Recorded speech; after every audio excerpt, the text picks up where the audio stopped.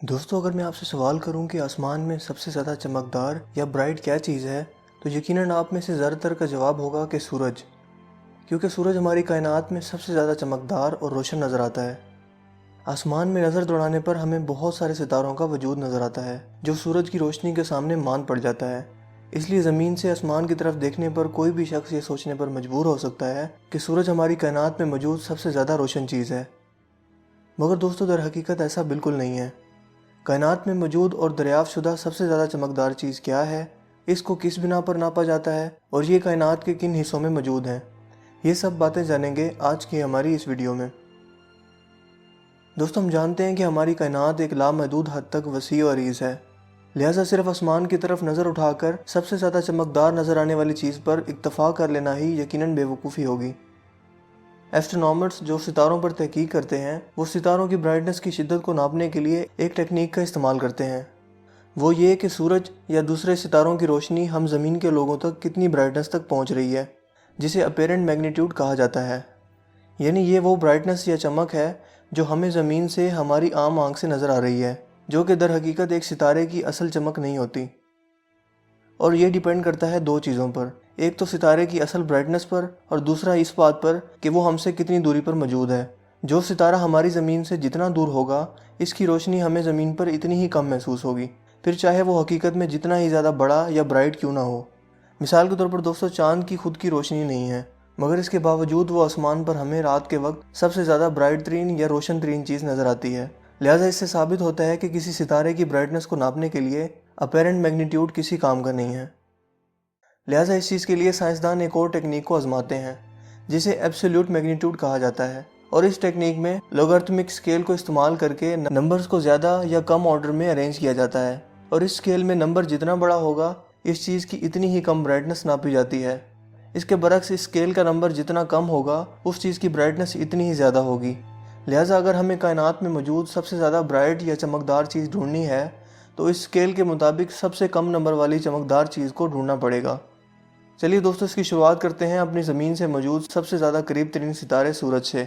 جس کی brightness absolute magnitude پر 4.8 ہے۔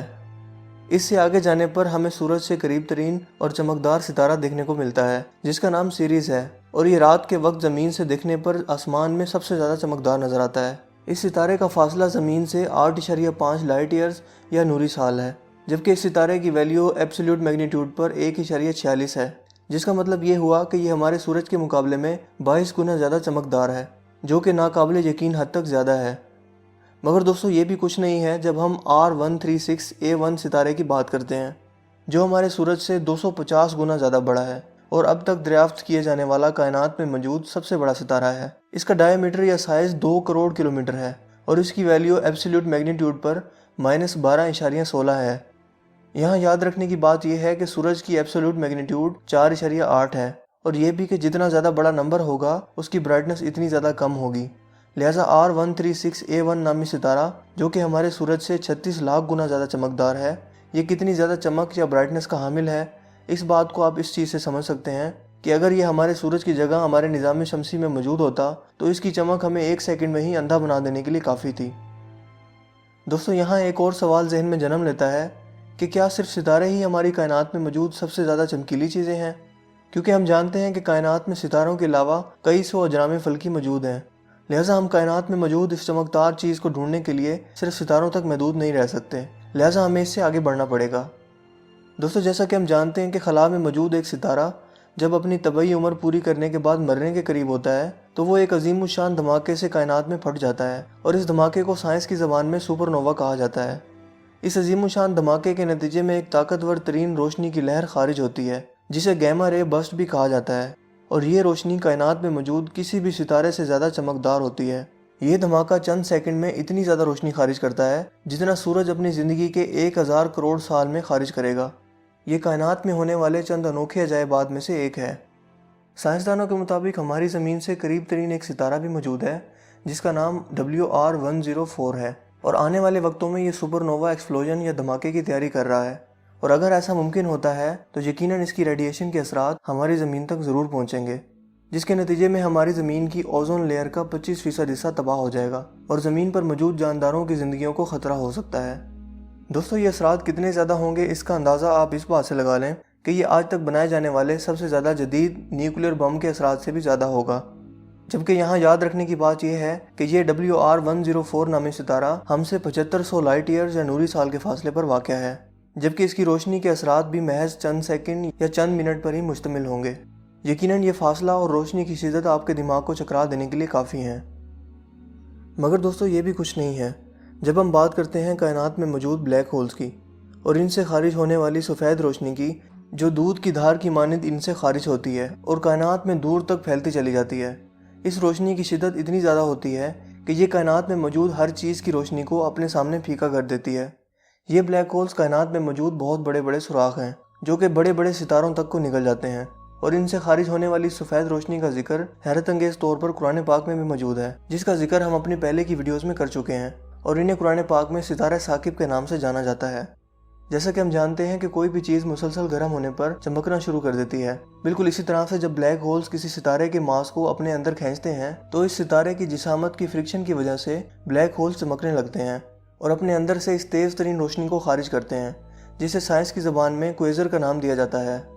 ये क्वेज़र रोशनी इतनी ज़्यादा होती है कि हमारी कायनात में मौजूद हज़ारों या लाखों कहकशाओं में से कोई भी इतनी ज़्यादा शदीद रोशनी खारिज नहीं कर सकती। लिहाजा इससे साबित होता है कि ये क्वेज़र नामी रोशनी नाकाबिल यकीन हद तक की ब्राइटनेस है, जिसका मुकाबला कायनात में कोई चीज़ नहीं कर सकती।